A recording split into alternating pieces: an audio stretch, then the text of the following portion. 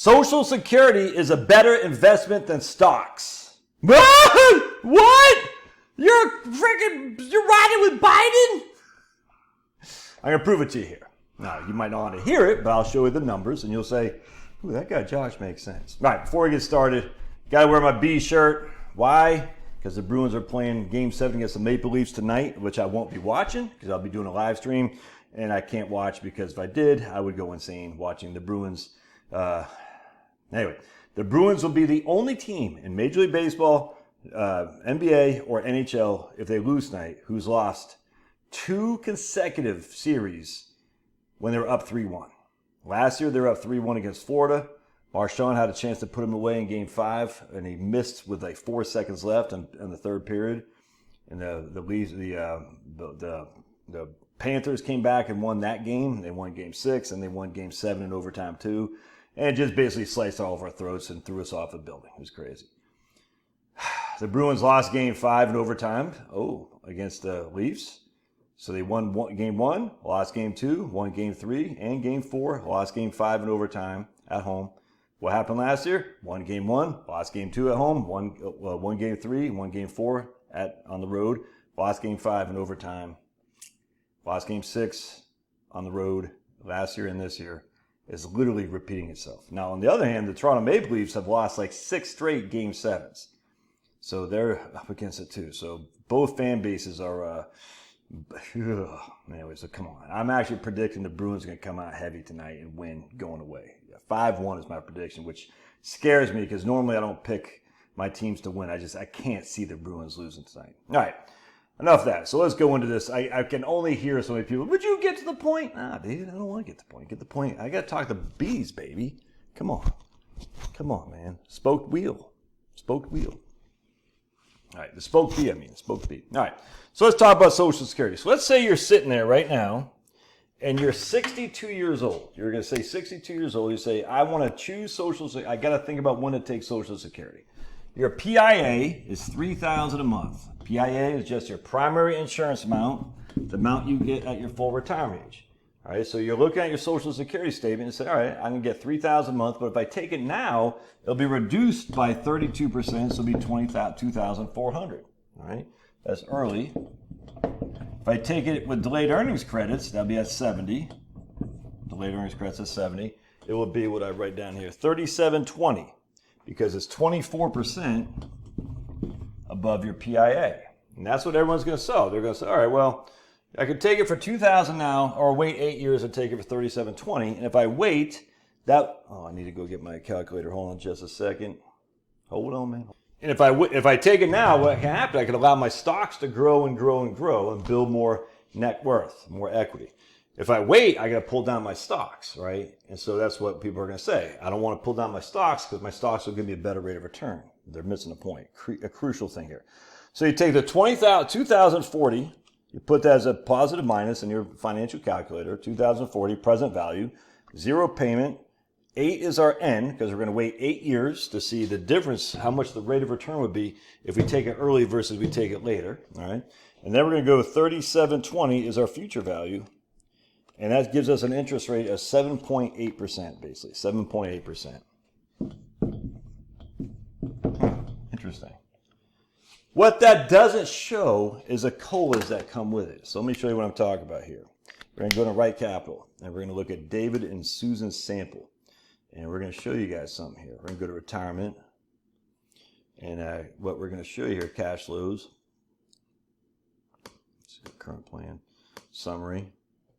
And you're going to see we have no Social Security. They're waiting to get Social Security until they're 70. So they turn 70 on the last of the day of the year. All right, so the reason I got this at 70 in 2032, they turn 70 on December 31st. That way, in 2033, their first 12 months of Social Security will kick in.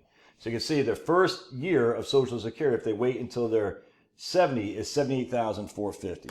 All right, and this is not this. These aren't two comparisons. Just I don't want you to compare the numbers. I just want you to compare the percentages. All right, so we don't care what this is. We're just looking at the percentage. Does that make sense? Don't worry about the numbers. I'm just using this as an example. All right, actually, I'm going to put this 7.8% over here. 7.8. All right, so at 70, they'll get $78,450. All right. Now, if they took it at 62, then we're going to let Right Capital just figure this out for us. We're going to go to Profile, and we're going to hit Income, and we're going to hit Salary, not salary, salary. We're going to hit Social Security, and we're going to take it at 62. Boink. And we're going to come down here for salary. Sally will do the same, 62. Boink. All right, so watch what happens here. Now we're going to go to retirement. We're going to go to cash flows. All right. And we're going to see what it would be if they took that 62, the first full year. And it'll be 36,000, 634. 36,634. If they waited until their full retirement age, it would be 58,922. 922. All right. So what's happening here? Again, don't put, the numbers don't matter in terms of 2,000, 3,000, or 3,700. That's not what I'm talking about. I'm talking about the actual percentage increase. I hope that makes sense. I'm just telling you right now because I can hear some people say, well, we just had Dave and Sally both making $50,000 a year for their entire life. It's just no big deal. So notice again, $2,040 at 62, $3,000 is their PIA at 65, 67, and $3,720 at 70. Remember, you got to make this decision when you're 62. You have to decide to either freaking go or stay. That's it. I'm going to go and get it, or I'm going to stay and not get Social Security. So this is what you're looking at right here. But in reality, there's something happening here that's not, a lot of people don't see. So what we do is we take our trusted calculator. We say 36,634 is their present value. 8 is their number of years. No payment. And then we say 78450, their future value. That gives us a compounded interest rate of 9.986. 9.986. 9.986%. Why? Now, because I'm only using a 2.4% COLA, by the way. So here we had 7.8. You had 2.4% COLAs, and you're basically getting 10% right there. Isn't that pretty interesting? So what a lot of people do is they say, yeah, but Josh, my investments. But the investments factor in inflation with it. That's the thing. I put $1 million in there. You know, I expect to get 8% a year. Well, that 8% a year, some of that's going to be based on inflation. That's not a real return. That's a nominal return. So you can't compare Social Security without inflation to your investments, which have inflation factored in. That's a nominal rate of return. You have to look at both. You got to look at the inflation-adjusted amount of Social Security. So the question that comes to my mind is, let me show you what I did with these guys here. I had them with $1 million smackaroonies. I said, okay, at the end of 2024, we got 1.094 million. And by the time they take Social Security, they have right here, where was it? Hold on a second. And the other example is adding their Social Security payments into their investment accounts. We don't want to do that. So here they got 1.094 million. And again, they're 62. They're saying, should I take Social Security now or should I wait? And they said, well, I got 1.094 million. And then they said, I'm going to wait. And when I wait, I'll have 1.614 million. Well, 615 million right there in 8 years. What's my compounded annual rate of return there? Well, in that case, it's 5%. 5%. And the only reason for that is because we're going to freaking itch. The only reason is that's what I gave, a 5.3% rate of return. Now, you may get better than this 9.986. Really, though? Really? Do you really expect your markets to give you better than 9.96?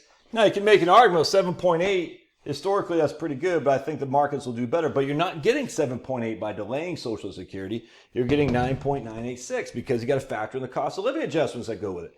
This doesn't factor in COLA. This is a guy who's 62 today. He's sitting there saying, I have to take a choice, make a choice today. Yeah, I can take my Social Security, and my payment today would be $2,040. However, if I wait, and I wait till I'm 70, my payment today would be, in the future, be $3,720. That's wrong. It won't be $3,720. It'll be $3,720 plus your 2.4% COLA. This is wrong. That's what people do. They always overlook the inflation adjustment that comes with Social Security. And yet they look at their investment, they look at their investment portfolio. They say, hey, I had 1.09 million in there, and now I got 1.61 million. That's a rate of return of, in this case, 5%. Well, the 5% is nominal. That's before inflation. Like this. This right here is with inflation considered too. And never mind the tax situation. Never mind there's no risk at all in terms of your stock portfolio could go down 57% a la 2008. There's nothing here that could happen like that. Oh, the government can take it away. Okay. Another thing that ticks me off too, the government can take away my Social Security. So stocks are the answer, because if they take away Social Security, the stock market will just boom. Look, you got to do what you got to do. I don't care. But don't tell me, I mean, you can tell me whatever the hell you want, that, oh, if I want to take Social Security early because I want to let my portfolio grow. I find that to be based on this number right here. And even there, you're assuming your portfolio is going to give you 7.8% or more. Well, historically it has. Not necessarily. It depends on how your portfolio is constructed. And just because historically it has doesn't mean it will in the future. Again, as I said 1,000 times a Sunday, there's no statistical analysis that's legitimate that says we have a rate of return that we can expect going forward for a 25 or 30 year time frame. There is just not enough sample size of unique 25 to 30 year time frames that you can say, I expect a certain rate of return because the historical numbers have said that. You just don't have enough for statistic relevance. You just don't. For unique means they're all unique to the other sample size. And we don't have that. We have 4 or 5. That's it. So for you to sit there and say, well, the historical numbers, I'd say, well, what are you, on rolling 30 year time frames? Yes, that's not statistically relevant. It's just not, because they're overlapping. 1926 to 1955 overlaps with a 96% amount from 1927 to 1956. That is not statistically unique. That's not statistically relevant. You can do whatever the hell you want, but I'm just saying at the end of the day, we simply, because that has happened in the past over 25, 30 years, it certainly doesn't mean it will in the future, because there's not a big enough sample size. Anyway, hope that helps, man. I would look forward to you guys thinking a little bit differently about when it comes to Social Security.